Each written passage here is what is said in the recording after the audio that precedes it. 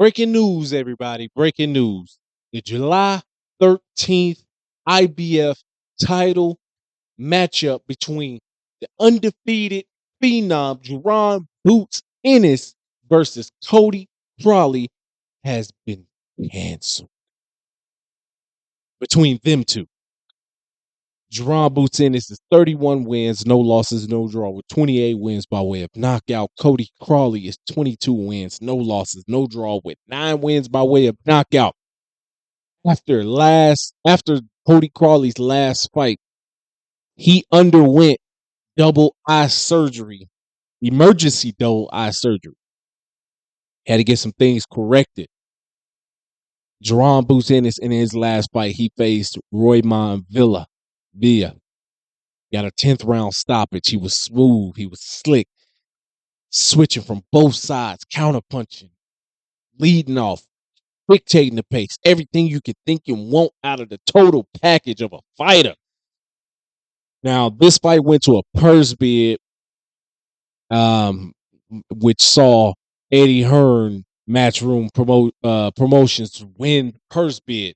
Now, if you've been living under a rock and you don't know and you ain't been following my video, let me break something down to you. Jaron Boots Ennis recently signed with Eddie Hearn Matchroom Promotions because it is his time for a fighter, of his talent level,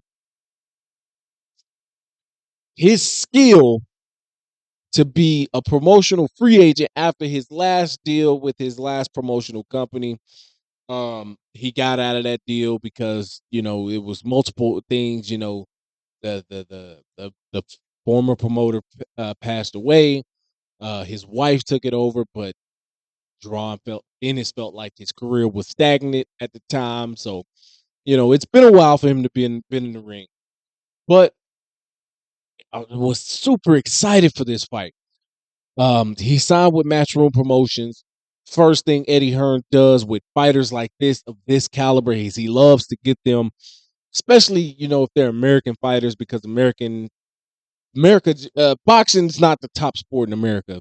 It hasn't been for decades now.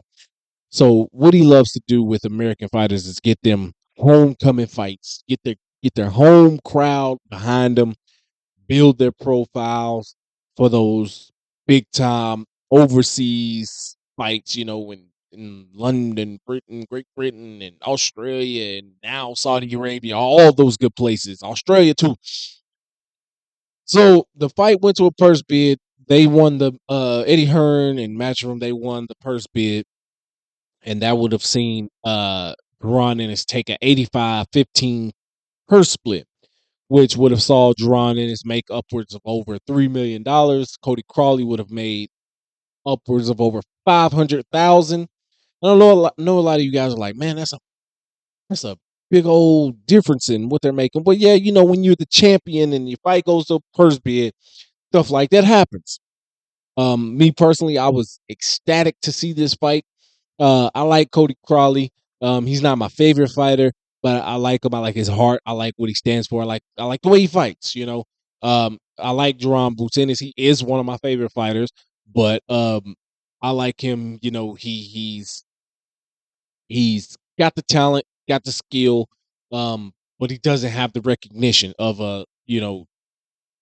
Earl Spence, Terrence Crawford, those type of fighters. He's trying to get into that range, with your Javante Davises and your even David Benavidez and those type of guys. He's trying to get there, and I believe he has the skill to get there. He's only 26, 31 wins, so he has time. He just has to stay active. Now, they did say that they are looking to keep this date, but find a replacement opponent.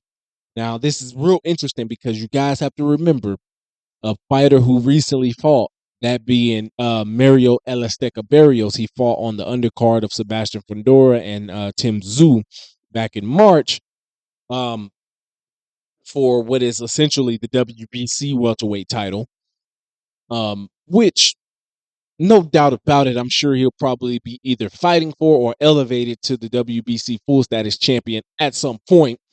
They were looking to get that fight at one point.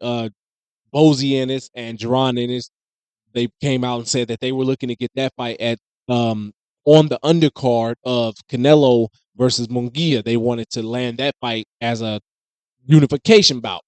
But no, neither here nor there. That fight didn't come to fruition. Ellis Deca Barrios, he had his fight with Udanis Ugas, won that fight. Clear as day, he won that fight.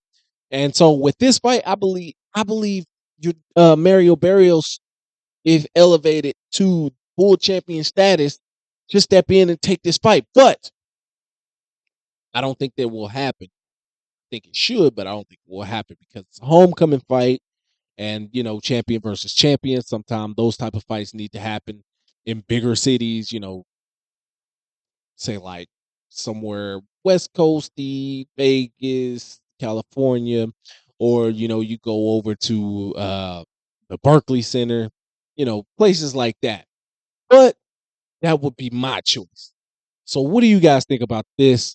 And who do you think should be Jaron Ennis's replacement opponent for this fight? Let me know in the comments. Thank you guys for tuning in. I appreciate every like, share, subscriber. Make sure you hit that like button, subscribe button if you haven't already. Hit that bell icon to get all the new notifications. We going up, baby. Peace.